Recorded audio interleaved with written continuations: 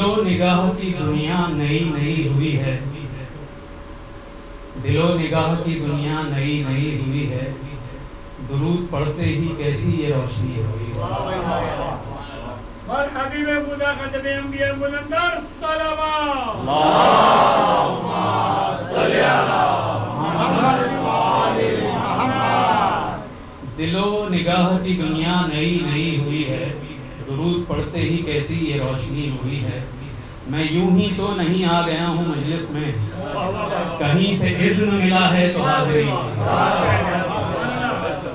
سامعین گرامی، سال گزشتہ کی طرح اس سال بھی مجھے اس منبر سے مدح محمد و آل محمد کرنے کی سعادت حاصل ہو رہی ہے، جس کے لیے میں بارگاہ خداوندی میں سجدہ ریز ہونے کے بعد تہہ دل سے ممنون و مشکور ہوں۔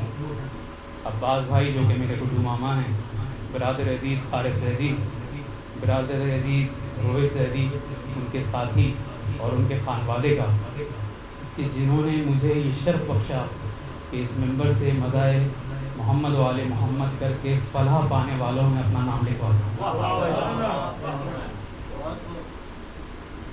اعترافی بیان میں نے گزشتہ سال بھی دیا تھا کہ میں کوئی مولوی نہیں، کوئی خطیب نہیں، کوئی ذاکر نہیں، کوئی شاعر نہیں، میں کچھ بھی نہیں، میں محمد و آل محمد کی بارگاہ کا سب سے ادنا ترین طالب علم ہوں۔ علماء سے، خطبہ سے، شعراء سے، ادیبوں سے جو کچھ سنا ہے، پڑھا ہے، وہی آپ کے سامنے ہو رہا ہوں۔ آپ سب میری کچھ بیانیوں سے واقف ہیں، اور یہ آپ کا خلوص و محبت ہے کہ میری حوصلہ افزائی بھی فرماتے ہیں۔ میں بارگاہ خداوندی میں دعا گو ہوں کہ بانیان مجلس سمیت جملہ مومنین کی تمام دینی اور دنیاوی حاجات کو قبول فرمائے۔ جیسا کہ آپ سب جانتے ہیں کہ عزاداری سید الشہداء ہمارا ملی تشخص ہے۔ اس عزاداری کی بنیاد خود محمد و آل محمد نے رکھی، اور ائمہ معصومین علیہ السلام اس کی بقا کے لیے کوشاں ہے، اور اپنے کردار و آثار سے اس کی اہمیت کو اجاگر کرتے رہے۔ یہی سبب ہے کہ عزاداری کی یہ میراث نسلاً بعد نسلاً منتقل ہوتی رہی، جس کے لیے ہم خدائے بزرگ و برتر کے شکر گزار ہیں۔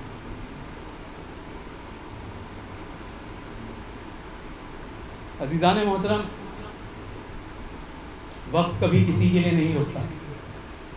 زمانے کا عمل لمحوں کو شب و روز میں تبدیل کرتا ہے، شب و روز ہفتوں میں بدل جاتے ہیں، ہفتے مہینوں میں بدل جاتے ہیں، اور مہینے برسوں میں بدلنے کے بعد صدیاں تشکیل دیتے ہیں۔ ہمارے حال کا ہر لمحہ گزرنے کے ساتھ ماضی بن جاتا ہے۔ آئیے ذرا سا اس فلسفہ زمان کو دیکھتے چلیں کہ لمحے ملے تو دن و رات بنے، دن و رات لگاتار آئے تو ہفتہ بنا، ہفتے جب بار بار آئے تو مہینہ بنا، مہینے جب بار بار آئے تو برس بنا، اور جب 100 برس گزرے تو ایک صدی بن گئی۔ تو ایک لمحے سے صدی تک کا جو یہ سفر ہے، یہ وقت کا سفر ہے، یعنی جو لمحہ ابھی ہے وہ حال ہے، جو آئے گا وہ مستقبل ہے، اور جو گزر گیا وہ ماضی ہے۔ مگر یہ ذکر اہل بیت علیہ السلام ایسا معجزہ ہے کہ شہادت حسین کو صدیاں گزر گئیں، مگر زمان ماضی سے حال ہی رہا۔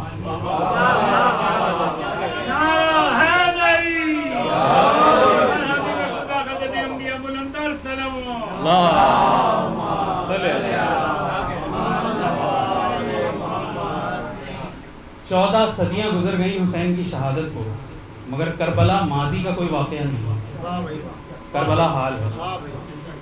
غزوہ احد سے لے کے واقعہ کربلا تک کہ سید الشہداء ہیں رسول اکرم صلی اللہ علیہ وآلہ وسلم۔ میں شبیر زیدی صاحب سے گزارش کروں گا کہ اندر تشریف لے آئیں، یہاں پہ جگہ ہے، پرچیزہ پہ آ جائیے۔ محمد و آل محمد صلوات۔ اور جناب عاصم صاحب سے بھی گزارش کروں گا کہ ہو سکے تو اندر آ جائیے، اندر تشریف لے آئیے، یہاں یہ تو نعرے دیگر نعرے صلوات، اللہم صلی علی محمد و آل محمد۔ دیکھیں جناب، پہلی مشکل تو یہی پیش آ جاتی ہے کہ یہ ممبر جو ہے اس کا معیار اتنا بلند ہے کہ مجھ جیسا حقیر ترین آدمی جو ہے وہ گھبرا جاتا ہے کہ وہ اس کے معیار کو قائم رکھ پائے، اور پھر سامنے جب اہل علم کا مجمع ہو تو اور زیادہ گھبراہٹ ہوتی ہے، کیونکہ میرے سامنے وہ لوگ بیٹھے ہیں جو بہت اچھے طریقے سے تاریخ پہ، مختلف زبانوں پہ، عربی پہ، انگریزی پہ، سائنس پہ، ہر چیز کو عبور رکھتے ہیں، تو مجھے بہت سوچ سمجھ کے گفتگو کرنی ہے۔ صلوات پڑھ دیجیے بابا سے۔ تو بات ہو رہی تھی کہ غزوہ احد سے لے کر واقعہ کربلا تک کے سید الشہداء ہیں رسول اکرم کے چچا جناب حمزہ ابن عبد المطلب علیہ السلام، اور واقعہ کربلا سے لے کے تا قیامت تک سید الشہداء ہیں امام حسین ابن علی علیہ السلام۔ شہید زندہ ہوتا ہے، کربلا آج بھی حال ہے، کربلا آج بھی زندہ ہے مثال حمزہ، یہ وہ حقیقت ہے جو کسی ہندا سے چبائی نہ ہے۔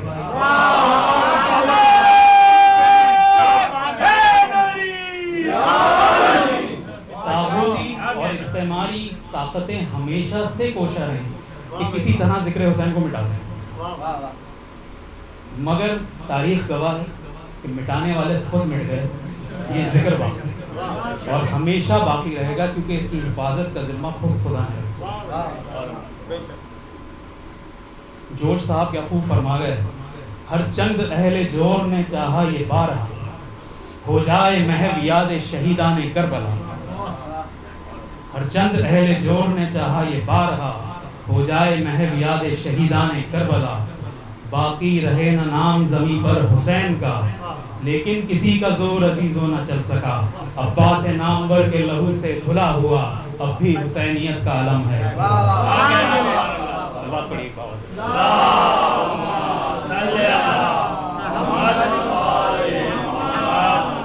میں نے سرنامہ کلام میں سورہ آل عمران کی آیت نمبر 96 آیت نمبر 96 کی تلاوت کا شرف حاصل کیا۔ ارشاد باری تعالیٰ ہے، بسم اللہ الرحمن الرحیم، اِنَّا اَوَّلُ بَيْتٍ وُضِعَ لِلنَّاسِ الَّذِي بِبَکَّةَ مُبَارَکًا ھُدًى لِلْعَالَمِینَ۔ بے شک انسانوں کے لیے جو سب سے پہلا گھر عبادت گاہ کے طور پہ بنایا گیا وہ بکہ کی سرزمین پر ہے، جو کہ مبارک بھی ہے اور عالمین کے لیے ہدایت ہے۔ سامعین محترم، لفظ بکہ آیا ہے آیت میں، یہ گھر مبارک بھی ہے اور تمام عالمین کے لیے باعث ہدایت ہے، اور اس میں ہماری روشن نشانیاں چھپی ہوئی ہیں۔ فیہ آیات بینات، اس میں لوگوں کے لیے ہماری بڑی روشن نشانیاں، بڑی روشن دلیلیں موجود ہیں۔ کعبہ روئے زمین کا افضل ترین خطہ ہے، بلکہ کائنات کا دل ہے۔ تھوڑی سی باتیں کعبے کے سامنے ہوں گی۔ کعبۃ اللہ روئے زمین کا افضل ترین خطہ اور کائنات کا دل ہے۔ تاریخ بتاتی ہے کہ پروردگار عالم نے جب زمین بچھائی تو مٹی کا پہلا ذرہ جس جگہ بنا وہ عین کعبے کا بیج تھا، اسی سے باقی ذرے بنے۔ پروردگار نے اس جگہ کو کہا ام القریٰ۔ قریٰ جمع ہے قریہ، قریہ کہتے ہیں آبادی کو، چھوٹے سے ٹاؤن، گاؤں، یعنی اس کو کہا آبادیوں کی ماں، ام القریٰ۔ یہیں سے زمین کی ابتدا ہوئی، اسی حوالے سے سرکار ختمی مرتبت کو امی کہا جاتا ہے، ام القریٰ کا رہنے والا۔ محدثین سے ثابت ہے، متواتر ہے کہ جناب امیر علی بن ابی طالب علیہ السلام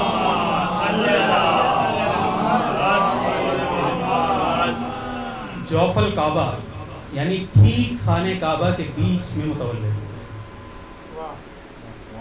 کعبے کا وہ جوف، وہ بیچ جس کو جو کے تراب کا حصہ تھا، مٹی سے بنا، جس کو پروردگار نے کہا، تو وہ جگہ ہوئی تراب۔ اور جناب امیر کے لیے ختمی مرتبت نے فرمایا یا علی انتا ابو تراب۔ اس تاریخی حقیقت کی تاریخ ختمی مرتبت کی ایک اور حدیث سے ہوتی ہے، جس میں آپ فرماتے ہیں کہ اس امت پہ علی کا حق ایسا ہی ہے جیسے بیٹے پر باپ کا۔ سامعین محترم، تاریخ کعبہ دو حصوں پہ مشتمل ہے۔ ایک حصہ جو جناب ابراہیم علیہ السلام کی بات سے شروع ہوتا ہے، جس کی معتبر اور مستند اسناد ہمارے پاس موجود ہیں، کیونکہ وہ تاریخ ضبط تحریر میں آتی ہے، اگرچہ اس میں کچھ اختلاف بھی ہے مگر بہرحال تاریخ موجود ہے۔ جناب ابراہیم علیہ السلام سے پہلے کی تاریخ کے لیے ہمیں روایات کے اوپر انحصار کرنا پڑتا ہے، کیونکہ وہ تاریخ تحریری صورت میں نہیں۔ لیکن اس بات کے سبھی قائل ہیں کہ جناب ابراہیم سے پہلے بھی کعبہ موجود تھا۔ حضرت آدم نے کعبے کی بنیادوں کو بلند کیا، بلکہ تاریخ بتاتی ہے کہ حضرت آدم سے پہلے بھی کعبہ بیت المعمور کے عین نیچے اسی جگہ موجود تھا جہاں آج ہے۔ بیت المعمور کیا ہے؟ قرآن نے اس کے بارے میں بتایا، سورہ والطور میں 4 آیت میں بیت المعمور کا ذکر آیا۔ بسم اللہ الرحمن الرحیم، والطور وکتاب المسطور فی رق منشور والبیت المعمور۔ قسم ہے طور کی، قسم ہے اس کتاب کی جو لوح محفوظ میں کشادہ اوراق پہ لکھی ہوئی ہے، اور قسم ہے بیت المعمور کی، اس گھر کی جو خانہ کعبہ کے سامنے فرشتوں کا قبلہ ہے۔ بیت المعمور 4 یا 7ویں آسمان پہ، روایتوں میں اختلاف ہے، 4 یا 7ویں آسمان پہ وہ گھر جس کا فرشتے مسلسل طواف کرتے ہیں، اس کے عین نیچے خانہ کعبہ موجود ہے۔ چونکہ جناب آدم علیہ السلام بیت المعمور کی عبادت کر چکے تھے، تو جب وہ زمین پر آئے تو انہوں نے چاہا کہ اے پروردگار ایک ایسا ہی گھر یہاں بھی بنا دے، تو انہوں نے کعبے کی بنیادوں کو بلند کیا اور عین بیت المعمور کے نیچے خانہ کعبہ کو تعمیر کیا۔ اسی لیے کعبے کی فضا کو بھی حرم میں شمار کیا جاتا ہے، کیونکہ اس کے عین اوپر بیت المعمور ہے جس کا روزانہ 70,000 فرشتے مسلسل طواف کرتے ہیں۔ کعبے کے لفظی معنی کیا ہیں؟ کعبے کے لفظی معنی عربی میں ہر مکعب، موقف، چوکور، 4 خانوں والی عمارت کو کعبہ کہتے ہیں۔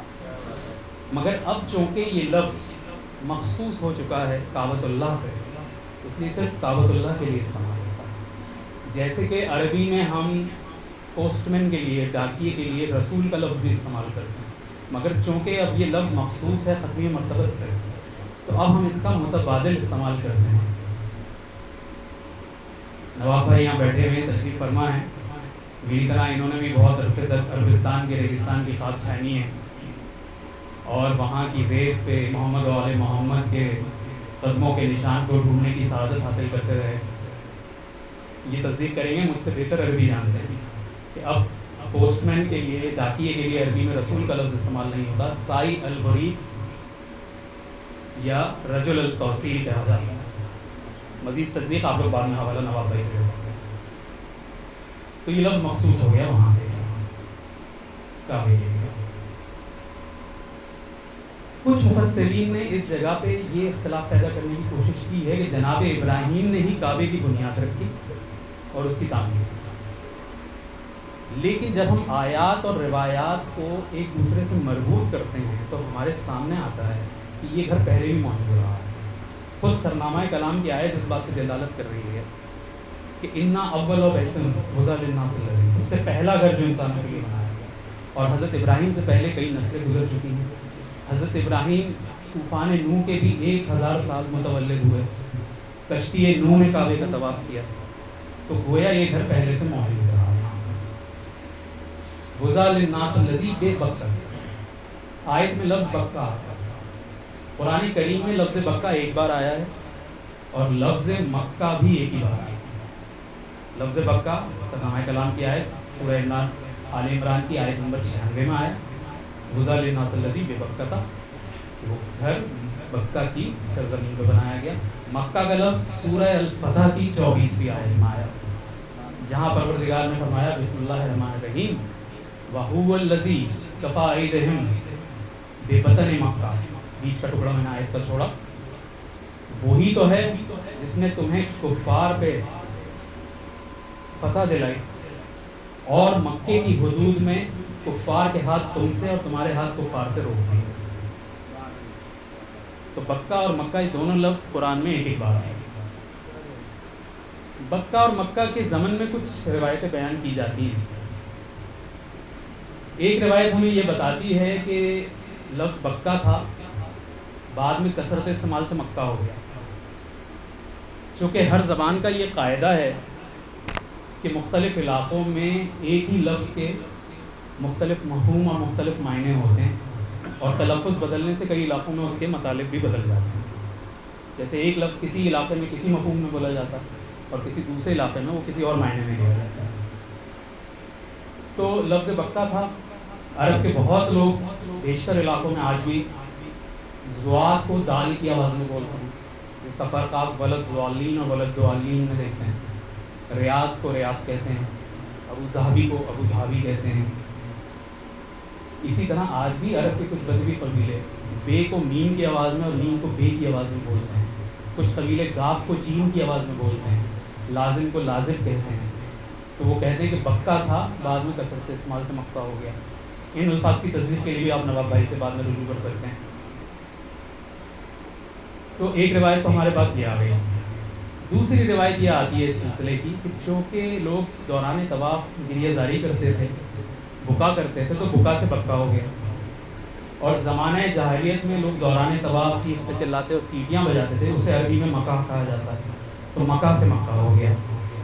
اور تیسری روایت جو کہ زیادہ مستند اس لیے لگتی ہے کہ اس پہ ہمیں معصوم کی تصدیق ملتی ہے. محمد وآل محمد صلوات.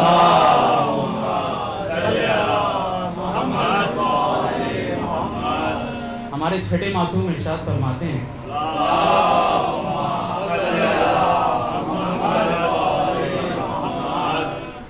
کہ بکہ اس خاص جگہ کا نام ہے جس کے اوپر کعبہ بنا ہوا ہے، اور مکہ پورے شہر کا نام ہے. مکہ کے ایک لغوی معنی مرکز کے بھی ہیں، چونکہ یہ جگہ، یہ شہر ام القریٰ کہلایا، آبادیوں کی ماں کہلایا، آبادیوں کا مرکز کہلایا، تو اس کا نام مکہ پڑا. اب آیت ہمیں آگے کیا بتا رہی ہے کہ یہ پہلا گھر ہے جو کہ انسانوں کی عبادت گاہ کے طور پہ بنا ہے. اور کیا کہنا ہے اس گھر کی شان کا کہ جس کی بنیادوں کو جناب ابراہیم علیہ السلام جیسے برگزیدہ نبی نے بلند کیا. جناب جبریل اور جناب اسماعیل اینٹ اور پتھر لاتے تھے، جناب ابراہیم تعمیر کرتے جاتے تھے، اور یہ گھر اس شان کا قرار پایا کہ قیامت تک کے لیے عبادت گزاروں کے لیے قبلہ قرار پایا. مگر سامعین محترم، یہاں پہ سوچنے کی بات یہ ہے کہ پروردگار عالم جسم و جسمانیات سے، مکان و مکانیات سے منزہ و مبرہ ہے. مکان کی حاجت تو ہم بندوں کو ہے، پروردگار عالم کو مکان کی کیا حاجت. تو یہ آیت اس بات پہ دلالت کر رہی ہے کہ یہ گھر کسی خاص ہستی کے لیے بنایا گیا.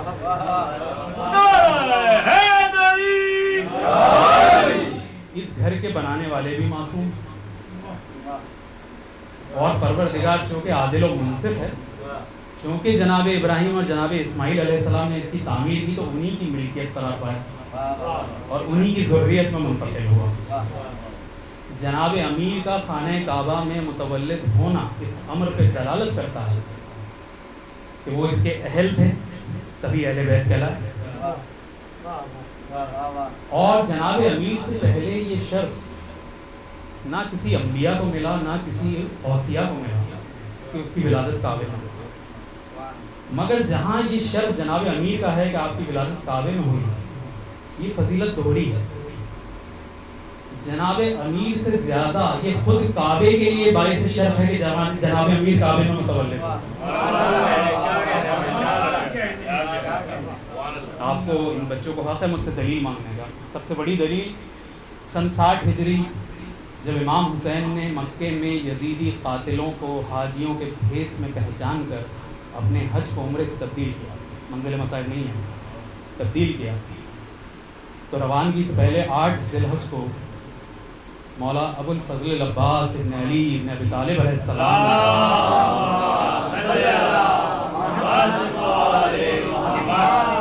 کعبے کی چھت سے خطبہ دیا، جس کے ابتدائی الفاظ یہ بھی تھے کہ پاک ہے وہ ذات جس نے اس گھر کو حسین کے بابا کی جائے ولادت قرار دے کے اسے فضیلت بخشی. ذرا سے اس منظر نامے کو دیکھتے چلیے کہ جناب فاطمہ بنت اسد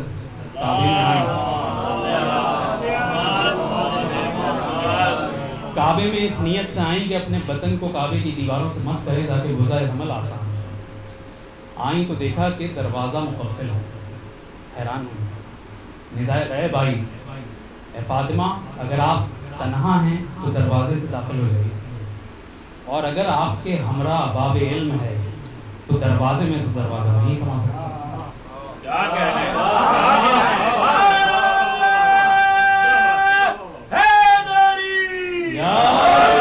ابھی یہ ندا آئی ہی تھی کہ دیوارے کی کعبوں سے آواز بلند ہوئی کہ اے فاطمہ اگر دروازے میں دروازہ نہیں سما سکتا تو دیوار میں تو در سما سکتا ہے۔ آپ کے پاس ہے در، میرے پاس ہے در۔ جناب فاطمہ بنت اسد آگے بڑھی، دیوار کعبہ حجاب سے سمٹی، دیوار مٹی کی تھی، اس میں در بنا۔ جناب فاطمہ بنت اسد آگے بڑھی تو ایک اور ندائے غیب آئی کہ فاطمہ اندر داخل ہو جائیے، یہ مولود اسی گھر میں پیدا ہوا۔ یوں 30 عام الفیل 13 رجب کو مولا کائنات خانہ کعبہ کے اندر متوجہ، اسی کا نور ہر ایک شے میں جلوہ گر دیکھا، اسی کا نور ہر ایک شے میں جلوہ گر دیکھا، اسی کی شان نظر آ گئی جدھر دیکھا۔ علی کو حق نے اتارا تو عین کعبے میں، کھلی جو آنکھ تو پہلے خدا کا گھر دیکھا۔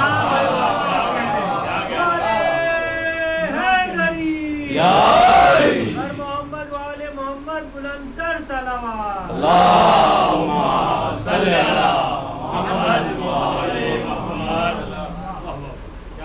سرنامہ کلام کی آیت خانہ کعبہ کی ایک اور صفت کی طرف توجہ دلا رہی ہے کہ یہ گھر ہے ہدی للعالمین، عالمین کے لیے ہدایت۔ دیکھیں کعبہ تو اینٹ اور پتھر کا بنا ہوا ایک مکان ہے، اور کسی مکان میں بذات یہ صلاحیت نہیں ہوتی کہ وہ ہدایت کر سکے یا ہادی بن سکے۔ اگر بطور مکان خانہ کعبہ ہادی ہوتا تو اس کے اندر کبھی بت داخل نہیں ہو سکتے تھے، یا وہ ہر شخص جو کعبے میں داخل ہوتا یا اس کا طواف کرتا نیک اور پرہیزگار بن جاتا۔ مگر ہم دیکھتے ہیں کہ بہت سے لوگ کئی بار حج کرنے کے بعد بھی بری باتوں سے نہیں بچتے۔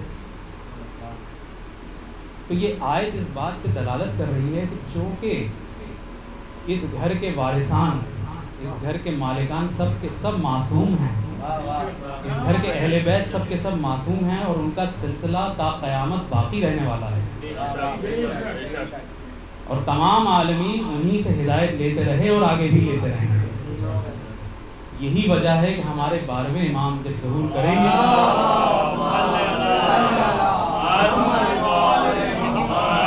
تو کعبے میں ہی ظہور کریں گے اور اپنے ساتھیوں کو کعبے میں ہی اپنے پاس بلائیں گے۔ اور یہ گھرانہ ایسی فضیلت کا ہے کہ اس گھرانے سے جو شخص منسوب ہو جاتا ہے اس کی عظمت و بلندی بڑھتی چلی جاتی ہے۔ آپ سب کے ذہنوں میں عرب کے ایک بڑے مشہور شاعر کا نام ہوگا فرزدق، جس کا ایک مشہور واقعہ اور جملہ سب کو یاد ہے کہ جب امام حسین مکے سے کربلے کی طرف جا رہے تھے تو راستے میں فرزدق سے ملاقات ہوئی۔ فرزدق جس کا اصلی نام ہے حمام بن خالد، فرزدق اس کا تخلص شاعر تھا۔ امام حسین نے اس سے کوفہ کا حال پوچھا تو اس کا یہ تاریخی جملہ مختلف کتابوں میں موجود ہے۔ اس نے کہا کوفے والوں کے دل تو آپ کے ساتھ ہیں مگر تلواریں آپ کے خلاف ہیں۔ فرزدق کے ہی ایک ہم اثر شاعر تھا جریر بن عطیہ، بڑا مشہور نام ہے عرب کی شاعری میں۔ ان دونوں کے درمیان اکثر علمی نوک جھونک رہتی تھی شاعری کے حوالے سے، جیسے کہ آپ سنتے ہیں کہ مرزا دبیر اور میر انیس کے درمیان ایک علمی مقابلہ چلتا ہے، تو جریر کے اور فرزدق کے درمیان رہتی تھی، جہاں فرزدق نے اپنی نسبت معصومین سے ہونے پر جریر کو ایک شعر کہہ کے لاجواب کیا تھا، جس میں کہا تھا اولئک آبائی فجائی نسلکم۔ اس کا اردو متن یہ ہے کہ میں نے تو اپنے آباء و اجداد کے فضائل بیان کر دیے جن کی مثل کوئی نہیں، اگر تمہارے اجداد میں بھی کوئی ایسا ہے تو بھائی محفل میں ان کا نام لو۔ تو اب سوچیں کہ جب فضائل ہم کسی اور کی زبان سے سنتے ہیں تو ان کا کیا عالم ہوتا ہے، اور جب یہی فضائل خود آل محمد اپنی زبان سے بیان کریں، اور اس لیے بیان کریں کہ ہمیں بتانے کے لیے اور ہمیں سمجھانے کے لیے بیان کیے جاتے ہیں. یہ واقعات اس لیے ہیں. آپ نے ایک بڑا مشہور واقعہ ہمیشہ سنا ہوگا کہ مدینے کی مسجد میں صدقے کی کھجوریں آئیں. امام حسن علیہ السلام، صلوات پڑھیے باوجود.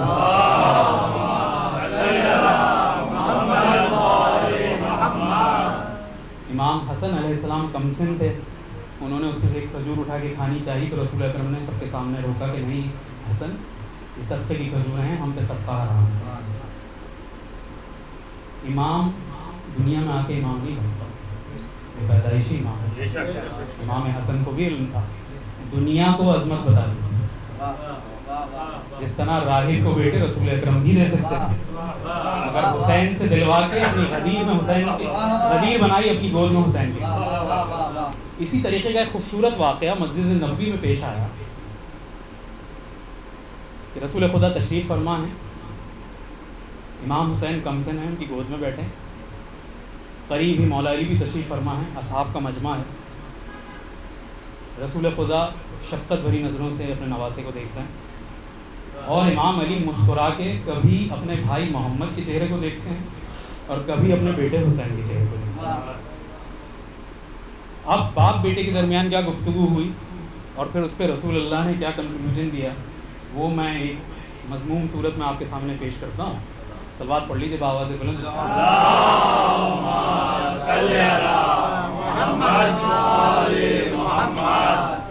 بارگاہ نبوت میں بیٹھے ہوئے، منظر کشی کر دی میں نے آپ کے سامنے، آپ لوگوں کے ذہن میں امیج بنائی.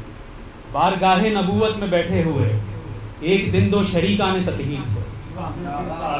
بارگاہ نبوت میں بیٹھے ہوئے ایک دن دو شریکان تطہیر تھے، ساری دنیا کے بے عیب معمار کی سب سے اعلیٰ پسندیدہ تعمیر. دونوں انسان تھے، دونوں بھاگوان تھے، دونوں قرآن تھے، دونوں تفسیر تھے. جاننا چاہتے ہو کہ وہ کون تھے تو سنو، ایک علی ایک شبیر تھے. ان کی رحمات کا ایسا سایہ پڑا، دم نکلنے لگے ظلم کے جوہر کے. ان کی رحمات کا ایسا سایہ پڑا، دم نکلنے لگے ظلم کے جوہر کے. صحن مسجد میں تھا نور بکھرا ہوا، صف پہ تینوں محمد تھے اس دور کے، مولانا محمد، دوستنا محمد، کلنا محمد. ان کی رحمات کا ایسا سایہ پڑا، دم نکلنے لگے ظلم کے جوہر کے. صحن مسجد میں تھا نور بکھرا ہوا، صف پہ تینوں محمد تھے اس دور کے. بزم اصحاب میں، حسن احباب میں، مسکرا کر محمد سے بولے علی، میری ذات علی اور شبیر میں آپ کو کون محبوب ہے یا نبی؟ سوال دیکھیے مولا کائنات کا، میری ذات علی اور شبیر میں آپ کو کون محبوب ہے یا علی؟ بڑھ کے طٰہٰ نے ہونٹوں کے بوسے لیے، لب کی جنبش پہ یاسین صدقے گئے.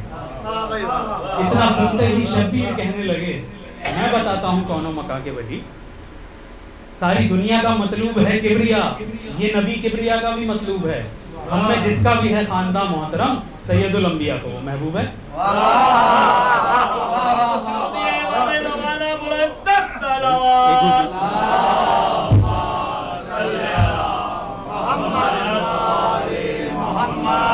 یہ اختیار کتنا وسیع و بلند ہے، ماشاءاللہ. سارا جہاں حسین کی مٹھی میں بند ہے، بدلا ہے کربلا میں تقاضا انقلاب. نیزے پہ اب جو سر ہے وہی سر بلند ہے. نعرہ حیدری. سلامت رہے مولا، سلامت رکھے عالی مدد کہنے والوں کو. یہ نبی کبریا کا بھی مطلوب ہے، ہم میں جس کا بھی ہے خاندان محترم، سید الانبیاء کا وہ محبوب ہے. جب امام حسین نے یہ فرمایا تو مولا کائنات نے اپنے بیٹی کی طرف دیکھا اور کہنے لگے، حسین جانتے ہو میں کون ہوں؟ امام حسین نے اپنے ننھے سے ہاتھ جوڑے اور کہا، بابا آپ بتائیے. علی فرماتے ہیں، میں خدا کا ولی سر سے پا تک علی. الفاظ دیکھیے گا، میں خدا کا ولی سر سے پا تک علی، خود محمد نے دی ہے وزارت مجھے.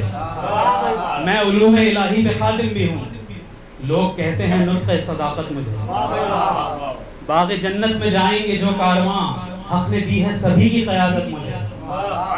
میں مجسم قرآن کبریا کی زبان، روز و شب یاد کرتی ہے جنت مجھے. میرے حمزہ چچا بھائی جعفر میرا خود کے ارتقا تک پہنچ جائیں گے. میں خدا کی وہ رسی ہوں جو بھی مجھے تھام لیں گے خدا تک پہنچ جائیں گے.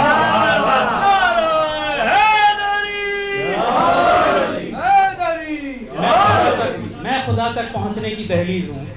میرے مومن مچلنے سے بچ جائیں گے. جو بھی سمجھیں گے خالق کی حجت مجھے وہ حشر میں کچلنے سے بچ جائیں گے. میں وہ گھر ہوں کہ جو اس میں آ جائیں گے شکل منکر میں ڈھلنے سے بچ جائیں گے. جن کے دل میں بھی میری ولایت ہوئی وہ جہنم میں جلنے سے بچ جائیں گے. جس کے دل میں بھی میری ولایت نہیں جو بھی دنیا میں میرا موالی نہیں. جس کے دل میں بھی میری ولایت نہیں جو بھی دنیا میں میرا موالی نہیں. اپنے نانا محمد سے خود پوچھ لو وہ سبھی کچھ تو ہے پر حلالی نہیں.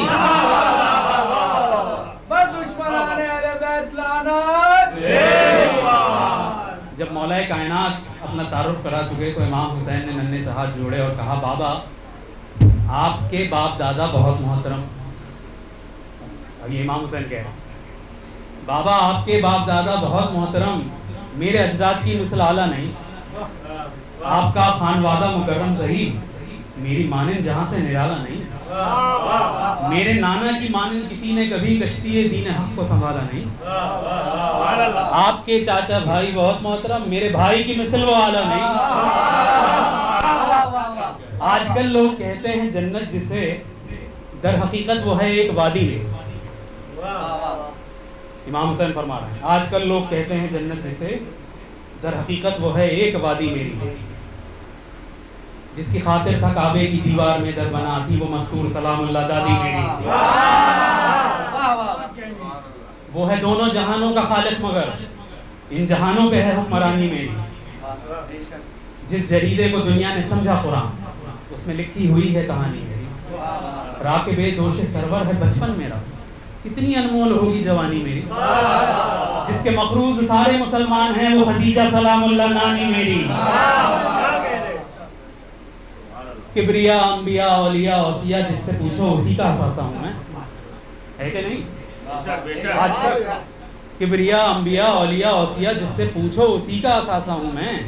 آپ بھی جس کو کہتے ہیں اپنا نبی اس محمد کا پیارا نواسہ ہے نا. آپ کی ماں کا نام بھی ہے فاطمہ میری ماں کی طرح جانے عصمت نہیں. ان کو فردوس میں گھر ملے گا مگر جنتی تو ہیں خاتون جنت نہیں. ان کی دہلیز پہ باپ رکتا نہیں رک کے بیٹی سے لیتا اجازت نہیں. آپ کی ماں امامت کی مادر صحیح مثل زہرا وہ بنت رسالت نہیں. آسماں کے مکی ان کی دہلیز سے 3 دن روٹیاں لینے آتے نہیں 5 روٹیوں کے بدلے میں 6 آئے تھے. یتیمون الطعام علی حبہ ومسکینہ یتیمہ واسیرہ سولہ دہر سب کے ذہن میں ہے. آسماں کے مکی ان کی دہلیز سے 3 دن روٹیاں لینے آتے نہیں 5 روٹیوں کے بدلے میں 6 آئے تھے کبریا کی طرف سے دلاتے نہیں. آپ کا باپ کعبے کا نگران ہے اور میرا باپ کعبے کا سلطان ہے. آپ کا باپ کعبے کا نگران ہے اور میرا باپ کعبے کا سلطان ہے. آپ کا باپ پہچان مخلوق کی اور میرا باپ خالق کی پہچان ہے. آپ کا باپ قاری ہے قرآن کا اور میرے باپ کا نام قرآن ہے. آپ کا باپ مومن معزز صحیح پر میرا باپ تو کل ایمان ہے. نعرہ حیدری یا حبیب خدا ختم انبیاء بلندر صلوات. اللہم صلی علی محمد. سید الانبیاء کا محافظ صحیح سید الانبیاء کا وصی تو نہیں. آپ کا باپ جتنا بھی ہو محترم میرے بابا کی مانند علی تو نہیں. اب جب دونوں اپنی بات کر چکے تو سب کی چہرے رسول کے چہرے پہ مرکوز ہو گئے. جب رسول اکرم کیا کنکلوژن دیتے ہیں. رسول مسکرائے اور امام حسین کی طرف دیکھا اور کہنے لگے گر ہے کونین پہ حکمرانی تیری حکمران زمانہ کا افسر علی. مراتب دیکھیے اس گھرانے کے مراتب دیکھیے یہ صرف ہمیں سمجھانے کے لیے کیے گئے. گر ہے کونین پہ حکمرانی تیری حکمران زمانہ کا افسر علی. مجھ محمد کا پیارا نواسا ہے تو تینوں دنیا میں میرا برادر علی. تو سمر وہ شجر تو پسر وہ پدر تجھ سے بہتر علی تجھ سے بڑھتر علی کبریا کی اطاعت ختم ہو گئی نظم کبریا کی اطاعت عبادت ہے ذکر حیدر عبادت کا معیار ہے تو جوانان جنت کا سردار ہے اور تیرا باپ تیرا بھی سردار ہے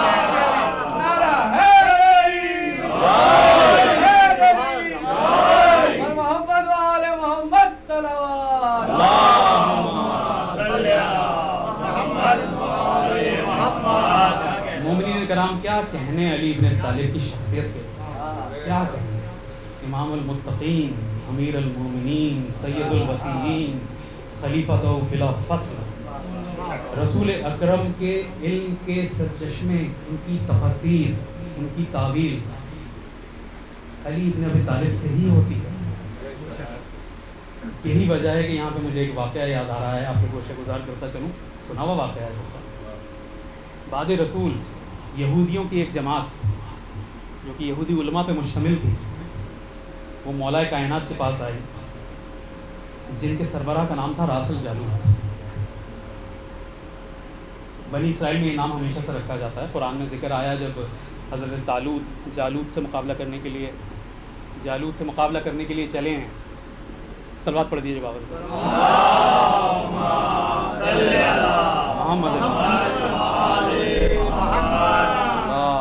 بارے دیگر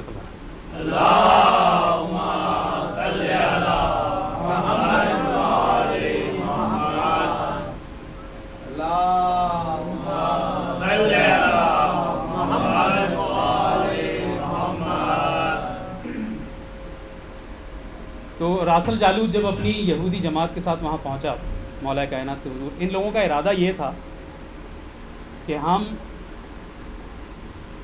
انہوں نے ایک لمبی چوڑی فہرست تیار کری سوالات کی اپنی کتاب توریت سے اور یہ سوچ کر آئے تھے کہ ہم یہ شرط رکھیں گے کہ آپ ہمیں سارے جوابات جو ہے وہ توریت سے دیجیے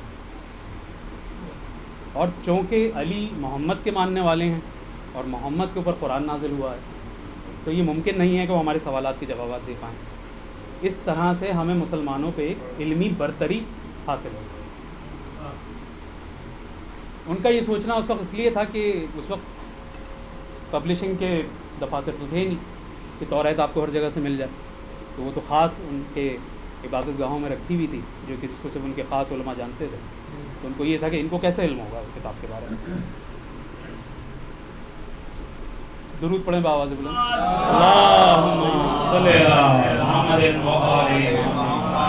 تو یہ لوگ یہ ارادہ لے کر آئے تھے کہ چونکہ علی ہمارے سوالات کے جوابات نہیں دے پائیں گے تو ہمیں مسلمانوں پہ ایک علمی برتری حاصل ہو جائے یہ لوگ مولا کائنات کی خدمت میں پہنچے اور انہوں نے کہا کہ یا علی ہمارے کچھ سوالات ہیں اگر آپ ان سوالات کے جوابات دے دیتے ہیں تو یہ ثابت ہو جائے گا کہ آپ جس شخصیت کے ماننے والے ہیں وہ یقیناً خدا کی طرف سے بھیجی ہوئی کوئی شخصیت ہے صلوات پڑھتے ہیں باوجود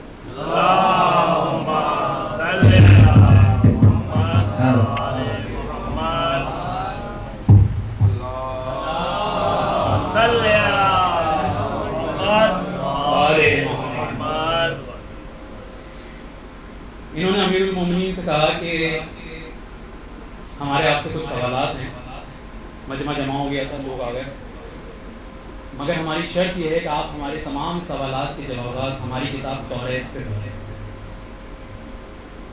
مولا کائنات مسکرائے اور کہنے لگے کہ میں تیار ہوں لیکن مجھے ایک بات کا جواب دو اگر میں تمہارے تمام سوالات کے صحیح اور تسلی بخش جواب دے دوں تو کیا تم لوگ اسلام قبول کرو راس الجالوت نے کہا بے شک ہم اسلام قبول کریں گے اس کا یہ جواب اس وقت تکبر پہ مبنی تھا کیونکہ ان کے خیال میں علی کہاں ہمارے سوالوں کے جوابات دے پائیں گے جو ہمیں اسلام قبول کرنے کی نوبت ہے راس الجالوت نے اپنا پہلا سوال مولا کائنات کے سامنے پیش کیا یا علی یہ بتائیے کہ وہ کیا چیز ہے جو خدا کے لیے نہیں ہے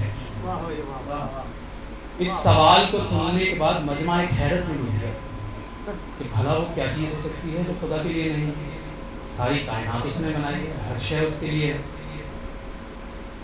مولا کائنات نے ایک نظر مجمع پہ ڈالی اور پھر راس الجالوت کی آنکھوں میں آنکھیں ڈال کر کہا کہ وہ چیز جو خدا کے لیے نہیں ہے وہ شرک ہے، وہ وحدہ لا شریک ہے، وہ ہر چھوٹے بڑے شرک سے پاک ہے۔ راس الجالوت نے اپنا اگلا سوال کہنے لگا کہ یہ بتائیے کہ وہ کیا چیز ہے جو خدا کے نزدیک نہیں؟ مجمع پھر اس سوال پہ پریشان ہوا۔ مولا کائنات مسکرائے اور کہنے لگے وہ ظلم ہے، خدا عادل وہ ظلم کو نہیں جانتا، اس کے نزدیک ظلم نہیں، وہ رحمان و رحیم ہے، وہ رحمت کرتا ہے اور اتنی رحمت کرتا ہے کہ کوئی ساری زندگی گناہوں میں مبتلا رہنے کے بعد بھی اس کے در پہ آ جائے اور معافی مانگے تو وہ معاف کر دیتا ہے۔ اب راس الجالوت نے اپنا تیسرا سوال کیا کہ یا علی یہ بتائیے کہ دنیا کا سب سے پہلا چشمہ کون سا ہے، کہاں سے جاری ہوا؟ مولا کائنات نے اس کے چہرے کو دیکھا اور کہنے لگے اس کے جواب سے پہلے میں تجھے یہ بتاتا ہوں کہ تیرے ذہن میں کیا ہے۔ تمہارے ذہن میں یہ ہے کہ یہ وہ چشمہ ہے جو بیت المقدس کی کسی چٹان کے نیچے ہے۔ راس الجالوت نے کہا ہاں۔ مولا نے کہا آج اپنی اصلاح کر لو، وہ پہلا چشمہ نہیں ہے، پہلا چشمہ وہ ہے جس سے حضرت خضر علیہ السلام نے پانی پیا تھا اور جو آب حیات کے ہے۔ اب راس الجالوت نے اپنا اگلا سوال کیا، کہنے لگا وہ پہلا پتھر کون سا ہے جو آسمان سے نازل ہوا اور ایک خاص جگہ پہ نصب ہوا؟ امام نے جواب دیا کہ یہاں بھی تمہارے ذہنوں میں وہی پتھر ہے جو بیت المقدس میں نصب ہے، پھر سے اپنی اصلاح کر لو، وہ پہلا پتھر نہیں ہے جو آسمان سے نازل ہوا، آسمان سے جو پہلا پتھر نازل ہوا وہ حجر اسود ہے جو خانہ کعبہ میں ہے۔ تم لوگ یہ کیوں بھول جاتے ہو کہ خانہ کعبہ تو بیت المقدس سے بھی قدیم ہے؟ اب راس الجالوت نے اپنا اگلا سوال کیا، لیکن یہاں وہ تھوڑا سا سٹ پٹا ہے۔ اب اس نے اپنے سوالوں کا رخ کچھ تاریخی طرف لیا، کہیں گے یا علی یہ بتائیے کہ وہ کون سی زمین ہے جس پہ سورج کی کرنیں صرف ایک بار پڑی اور قیامت تک نہیں پڑیں گی؟ مولا کائنات نے کہا وہ سمندر کا وہ حصہ ہے جہاں سے موسیٰ اپنے ساتھیوں کو لے کے گزرے تھے اور سمندر دو حصوں میں بٹ گیا تھا، اس پہ ایک ہی بار سورج کی کرنیں پڑی ہیں اور پھر سمندر مل گیا اور تا قیامت وہاں سورج کی کرنیں۔ نعرہ حیدری۔ اب راس الجالوت تھوڑا سا سٹپٹا، اس نے اپنے سوال کا رخ کچھ سائنسی طرف موڑا، کہنے لگا یا علی یہ بتائیے کہ وہ کون سی دو چیزیں ہیں جو کبھی بھی برابر نہیں ہوتی؟ مولا کائنات نے کہا کہ کیا تم اپنے ماہوں سال دن و رات پہ غور نہیں کرتے؟ کوئی بھی دن اگلے دن کے برابر نہیں ہوتا، کوئی بھی رات اگلی رات کے برابر نہیں ہوتی۔ یہاں پہ رضا قاضی صاحب بیٹھے ہیں، شبیر زیدی صاحب بیٹھے ہیں، سلمان حفدی صاحب بیٹھے ہیں، ذیشان رضوی صاحب بیٹھے ہیں، یہ سب وہ لوگ ہیں جو سائنس کے اوپر مجھ سے بہتر معلومات رکھتے ہیں۔ یہ آپ کو بتائیں گے کہ day and night are not equal, یہ بہت بہتر طریقے سے آپ کو بیان کریں گے اس چیز کو۔ یعنی کیا تم نے اپنے ماہوں سال پہ غور نہیں کیا کہ کوئی بھی دن اگلے دن کے برابر نہیں، کوئی بھی رات اگلی رات کے برابر؟ بس یہ وہ دو چیزیں ہیں جو کبھی ایک دوسرے کے برابر نہیں ہیں۔ اس نے اچھا یار یہ بتائیے وہ کون سے دو دوست ہیں جو کبھی دشمن نہیں ہوتے، اور وہ کون سے دو دشمن ہیں جو کبھی دوست نہیں ہوتے؟ مولا کائنات نے کہا کہ وہ دو دوست جو کبھی دشمن نہیں ہوتے وہ جسم اور روح ہیں، اور وہ دو دشمن جو کبھی دوست نہیں ہوتے وہ موت اور زندگی ہیں۔ اب اس نے اگلا سوال کیا، کہنے لگا یا علی یہ بتائیے کہ وہ کون سی دو چیزیں جو ہمیشہ حاضر رہتی ہیں اور وہ کون سی دو چیزیں جو ہمیشہ غائب رہتی ہیں؟ مولا نے کہا کہ سر اٹھا کے آسمان کو دیکھو، سر جھکا کے زمین کو دیکھو، یہ وہ دونوں چیزیں ہیں جن کو تم ہمیشہ حاضر پاؤ، اور وہ دو چیزیں جو ہمیشہ غائب رہتی ہیں وہ موت اور زندگی ہیں، جن کے بارے میں کسی کو نہیں پتا کہ وہ کب ہیں، کہاں ہیں اور کیسے آ جاتے ہیں۔ اب راس الجالوت نے ایک ساتھ کئی سوالات کیے، کہنے لگا یا علی یہ بتائیے کہ وہ کون مرد ہے جو بنا ماں باپ کے پیدا ہوا، وہ کون عورت ہے جو بنا ماں باپ کے پیدا ہوئی، وہ کون مرد ہے جس کی ماں تو ہے باپ نہیں، وہ کون عورت ہے جس نے 3 ساعتوں میں ایک بچے کو جنم دیا، وہ کون سا جاندار ہے جو ایک پتھر سے پیدا ہوا، وہ کون سی شے ہے جسے اللہ نے خود بنایا اور خود اس کے بارے میں سوال کرتا ہے، وہ کون سا رسول ہے جو نہ جنات سے ہے، نہ ملائکہ سے ہے، نہ انسانوں سے ہے۔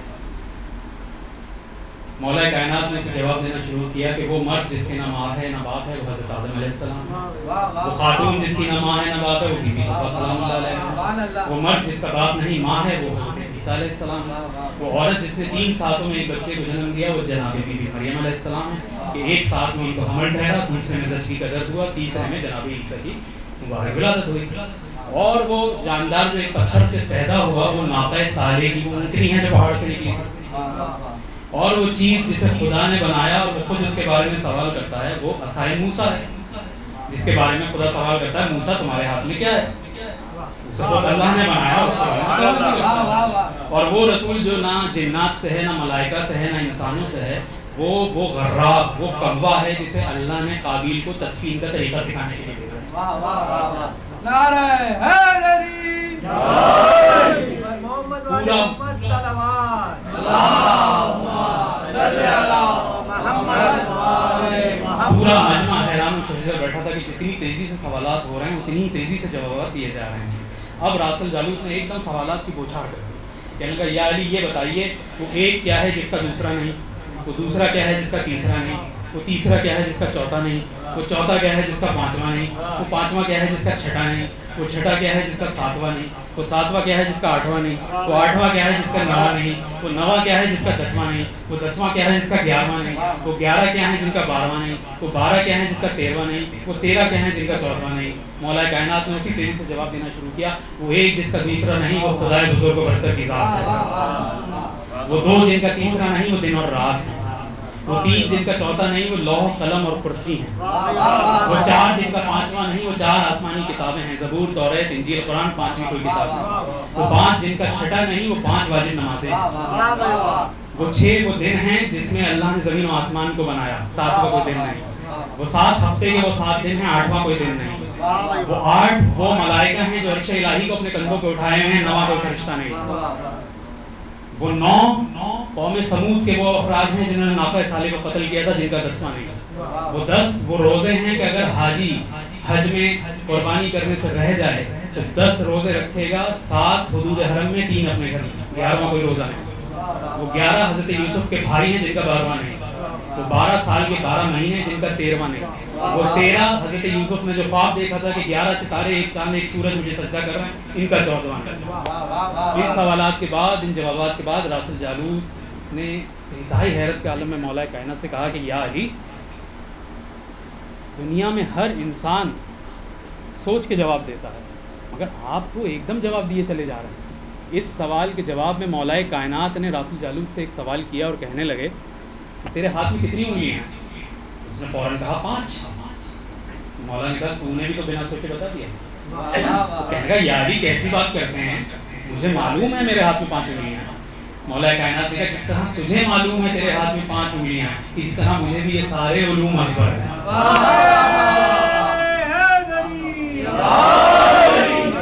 محمد والے محمد صلوات، بس راسل جالوت اور اس کے وفد نے کلمہ پڑھا اور اسلام قبول کیا۔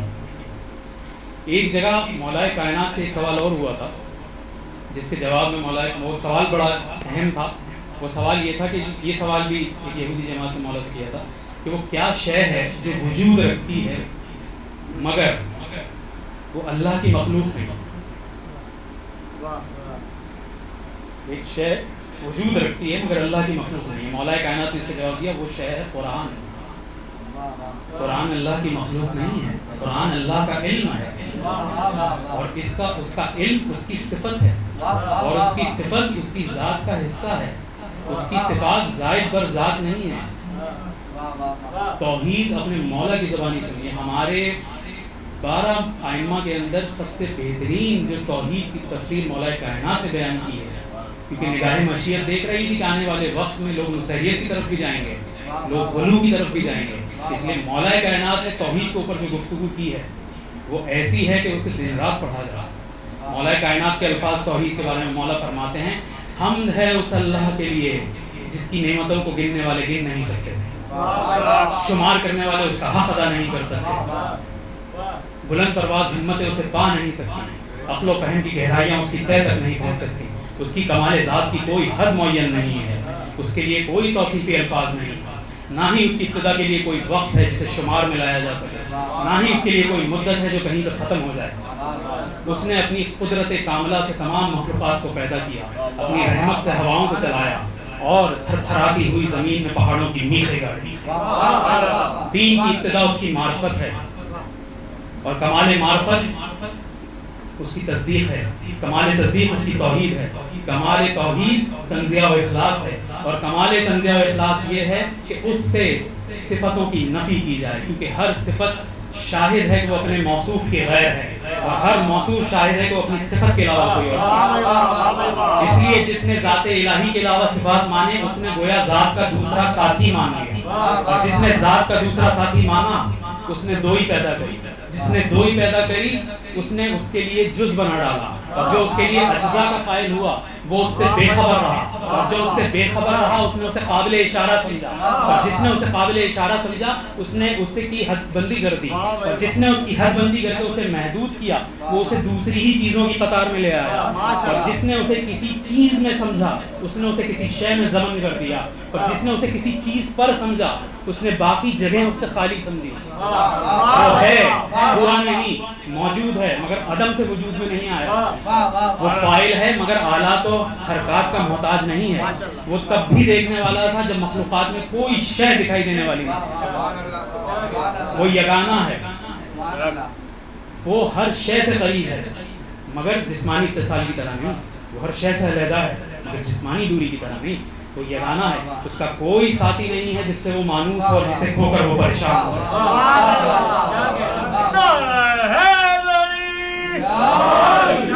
اس نے پہلے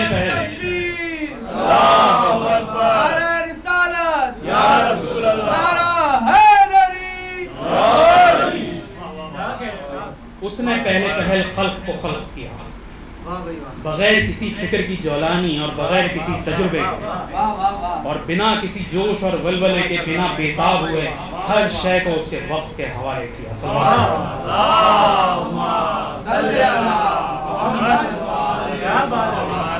سامعین محترم، یہ ہے شجرہ طیبہ، یہ ہے توحید بزبان امام المتقین،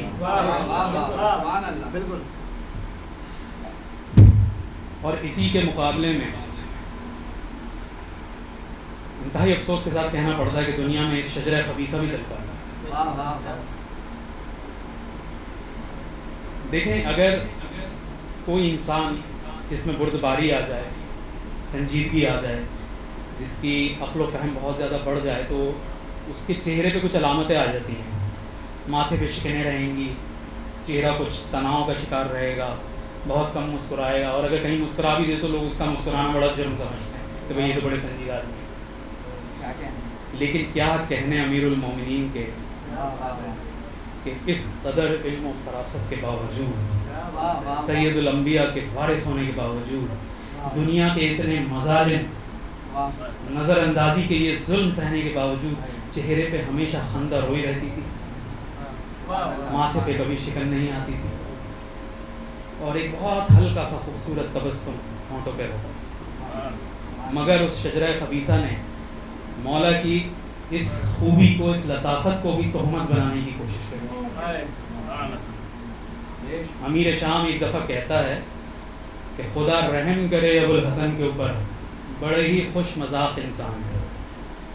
اس نے جو لفظ استعمال کیا میں وہ لفظ استعمال نہیں کر سکتا، میری غیرت گوارا نہیں کرتی اور آپ کی بھی غیرت گوارا نہیں کرتی۔ بر دشمنان اہل بیت لعنت،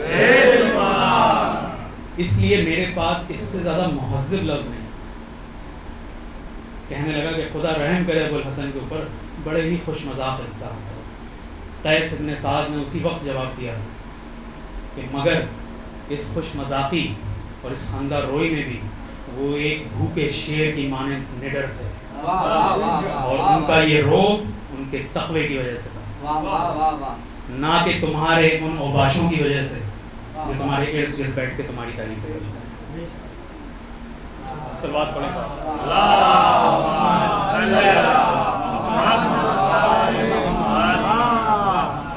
اور اس شجرہ خبیثہ نے وہ ماحول پیدا کیا کہ امام حسین کو اپنا آبائی وطن چھوڑ کے ہجرت کرنی پڑی،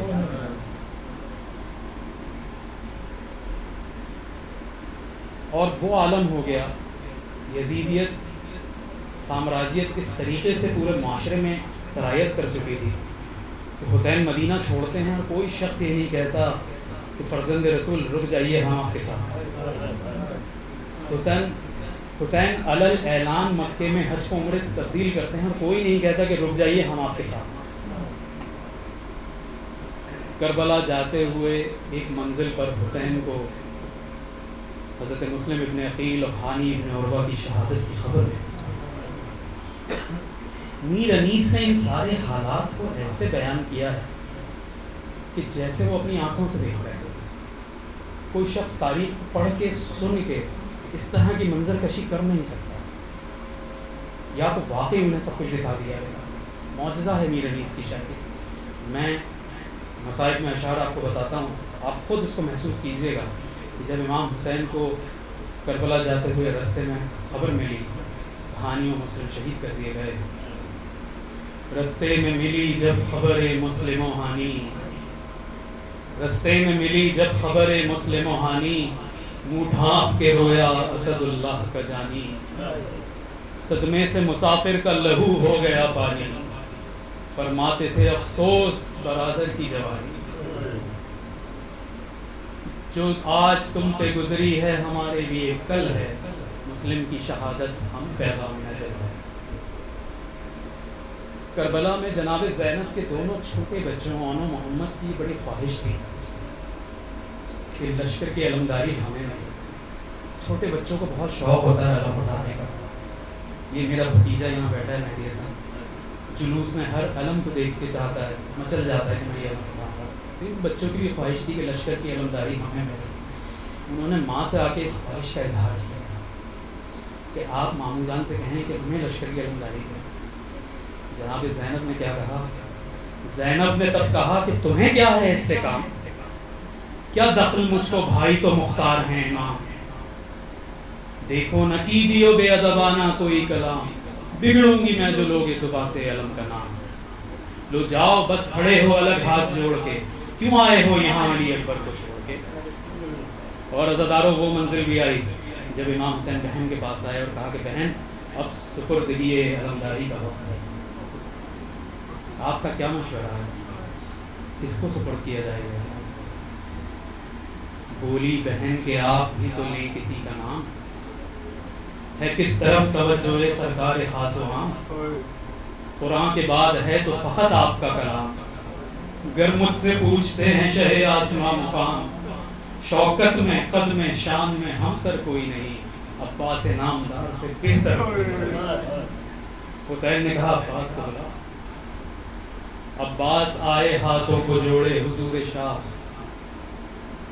جاؤ بہن کے پاس یہ بولا وہ دی پناہ. زینب وہیں علم لیے آئیں باعث زوجہ, بولے نشاں کو لے کے شہ عرش بارگاہ.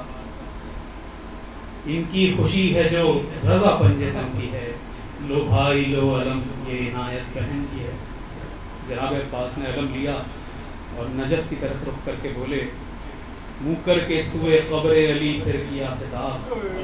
ذرے کو آج مولا نے کر دیا آفتاب. یہ عرض خاکسار کی ہے یا ابو تراب, مولا کے آگے ہوں میں شہادت سے کامیاب.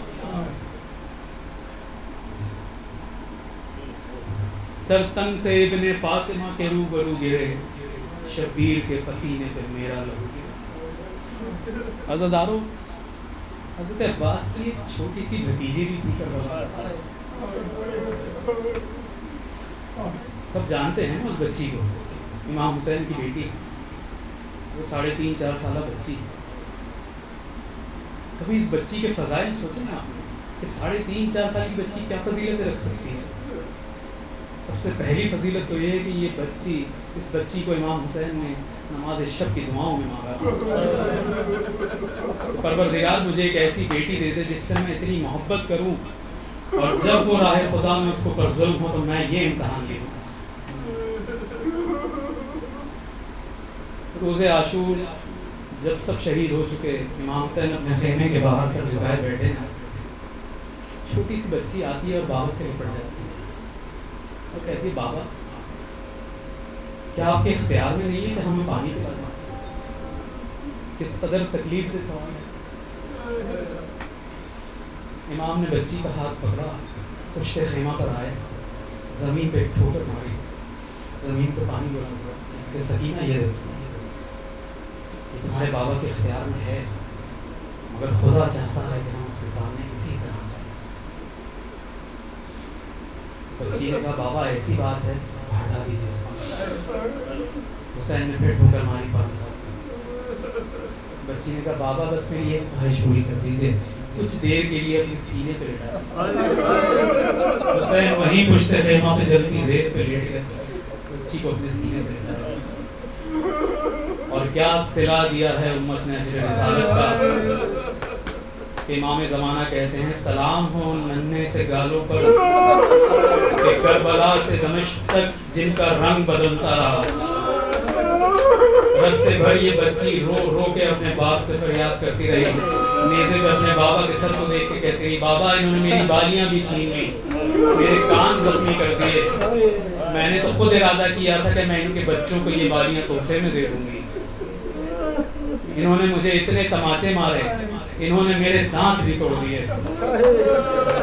میں روتی ہوں تو یہ ہنستے ہیں, ایک دوسرے کو بلاتے ہیں کہ آؤ دیکھو یہ بچی کیسے رو رہی ہے, بابا آپ سب دیکھ رہے ہیں. اور یہ وہی امت ہے کہ رسول نے جس کو اپنے کاندھوں پہ سوار کرایا تھا, امت نے اس کے ساتھ کیا کیا.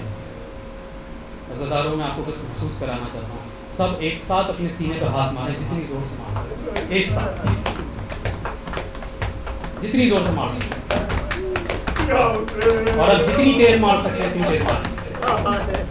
بس کچھ ایسی ہی آوازیں تھی جب لاش حسین پہ گھوڑے دوڑائے گئے. آئیے اپنے مولا کو رخصت کریں, آج آخری شب. بسم اللہ الرحمن الرحیم. السلام علیکہ یا ابا عبداللہ,